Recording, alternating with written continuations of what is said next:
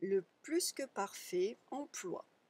Donc ici, on fait suite à l'article qui explique la conjugaison du plus que parfait et on va regarder dans quel cas on l'utilise. Donc, révision de l'emploi des temps du passé. Quand on s'exprime au passé, on peut utiliser le passé composé pour une action qui est délimitée dans le temps, ou encore l'imparfait pour un contexte ou une action répétitive non limitée clairement dans le temps. Donc, par exemple, on va dire « Il a fini son travail à 17h et il est parti immédiatement après. Hier matin, je suis allé me promener. » Donc là, on a des choses qui sont clairement définies. Quand j'étais petit, je n'aimais pas les carottes. Là, c'est quelque chose qui dure plus longtemps. Où j'étais petit, ça peut durer 3 ans, 5 ans, 10 ans, tout dépend de la perspective. Je n'aimais pas les carottes, je ne les aimais pas pendant longtemps. Quand nous étions étudiants, nous allions souvent écouter des conférences. Nous étions étudiants, ça a duré, c'est quelque chose qui se répète. Le plus que parfait, quant à lui, s'emploie pour situer un événement passé par rapport à un autre événement passé. Donc, il nous faut deux événements passés. Il est venu à la maison hier à 15h, on a une action limitée qui est au passé composé, mais j'étais partie me promener depuis 14h30. Donc on voit dans cet exemple que il est venu après mon départ de la maison. Autrement dit, 14h30, je suis allée me promener et 15h, il est venu me voir. Donc ça donne il est venu à la maison à 15h, mais j'étais partie me promener depuis 14h30. Autres exemples. Quand il est arrivé à la gare, son train était déjà parti.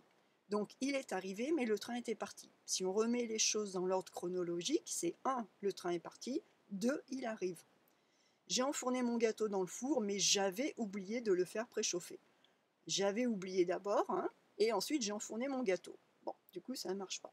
C'est au moment où je suis arrivée devant la maison que j'ai réalisé que j'avais oublié mes clés au travail. J'ai commencé par oublier mes clés. Et je m'en suis aperçue, j'ai réalisé quand je suis arrivée. Il a voulu regarder le lever du soleil, mais comme il avait oublié de mettre son réveil, quand il a ouvert les yeux, le soleil était levé depuis longtemps.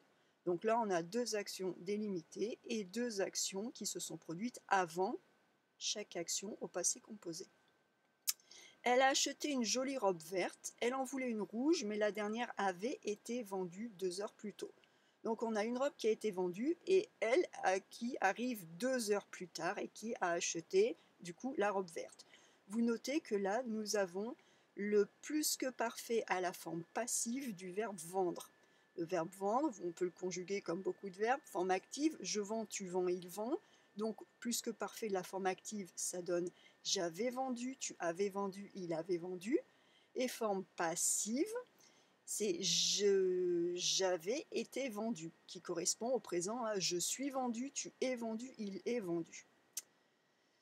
Autre exemple, quand je suis rentrée à la maison, les enfants avaient fini leurs devoirs, nous avons pu aller nous promener. Donc 1, les enfants finissent leurs devoirs, 2, je rentre à la maison. Je suis rentrée à 3h, mais tu avais déjà quitté la maison. J'ai dû ramasser des feuilles pendant 3 heures dans le jardin parce que le vent avait soufflé très fort la nuit précédente. Je me suis précipitée dans la cuisine, mais le lait avait débordé de la casserole, il y en avait de partout. La prochaine fois, je ferai plus attention. Donc, notez que dans les phrases avec le plus que parfait, on peut inverser les propositions.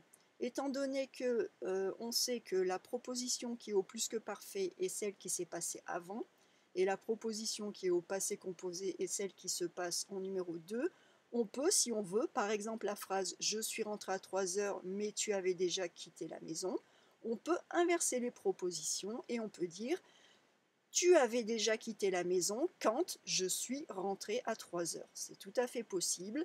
Ce qui nous indique l'ordre des choses, c'est la conjugaison. Donc voilà, j'espère que ça vous aide à comprendre comment utiliser le plus que parfait.